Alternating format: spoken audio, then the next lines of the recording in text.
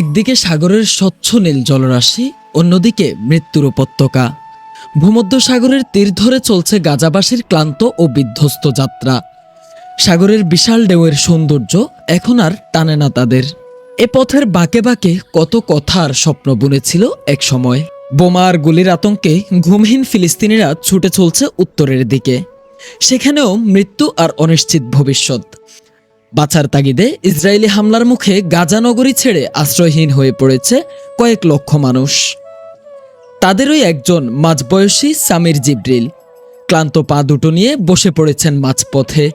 জীবনের এই সময়ে ফিলিস্তিনিদের এমন দুর্দশার কথা স্বপ্নেও ভাবেননি। ফিলিস্তিনিদের দিকে তাকান একবার। শিশু, তরুণ, বৃদ্ধ একে একে সবাই মারা যাচ্ছে। চারিদিকে বোমার শব্দ, ঘরবাড়ি সব শেষ। সবাই যুদ্ধবিরোধী হলেও তারা চাচ্ছে শুধু একটু নিরাপদে থাকা। 2023 সালের 7 অক্টোবর থেকে ফিলিস্তিনের স্বাধীনতাকামী সংগঠন হামাস নির্মূলের অজুহাতে ইসরায়েল যে জাতিগত নিধনে নেমেছে, এতে 65,000 ফিলিস্তিনির রক্তে ভিজেছে এই উপত্যকা।